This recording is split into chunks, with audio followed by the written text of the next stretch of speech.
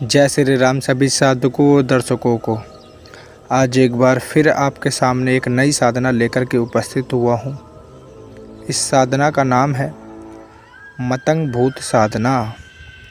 तामसिक साधना है, प्रत्यक्षीकरण साधना है।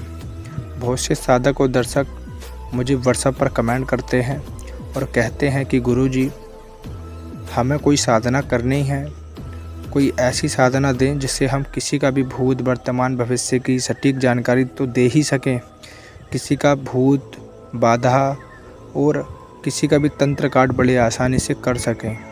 तो उन सभी साधकों दर्शकों से मैं कहना चाहूँगा कि जिस किसी साधक के पास मतंग भूत की सिद्धि होती है वो किसी का भी तंत्र काट मिनटों में कर सकता है और किसी का भी भूत वर्तमान भविष्य मिनटों में बता सकता है। 3 दिन की साधना होती है, मतंग भूत साधना, और 2 माला मंत्र जाप होता है। इस साधना में हर मंत्र जाप के साथ एक हवन सामग्री की आहुति डालना होती है। इस साधना को करते समय मुर्गी का मांस, देसी शराब और छोटी वाली मछली मतंग भूत के भोग के लिए साथ में रोज़ लेकर के जाना है आपको। 3 दिन साधना पूरा होने पर मतंग भूत सामने आता है आपके और उससे 3 वचन लेकर ये जो भोग है वो उसको खाने के लिए दे दें।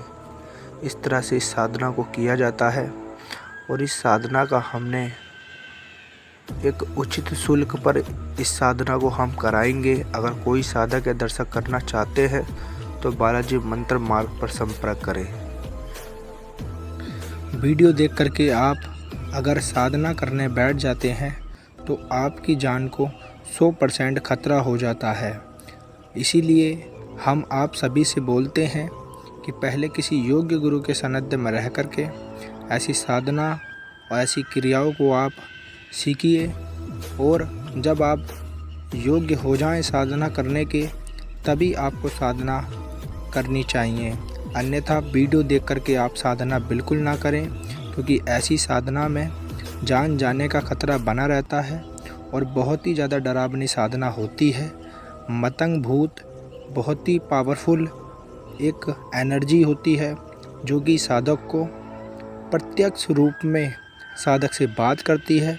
अगर साधक कमज़ोर पड़ जाए तो साधक की जान भी जा सकती है। ऐसी साधना करने के लिए आपको शरीर सुरक्षा मंत्र, घेरा सुरक्षा मंत्र और 2-3 चोटील मंत्र पहले आपको आने चाहिए, तभी इस तरह की साधना आपको करनी चाहिए।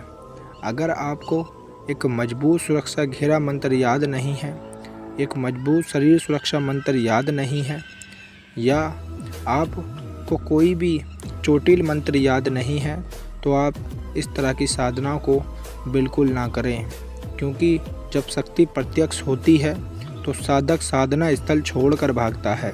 ऐसे भागने से साधना पूर्ण नहीं हो जाती। अगर भागना ही है आपको तो साधना करते क्यों हैं फिर आप। एक साधक को हमने कालाबीर साधना करने को दिया था।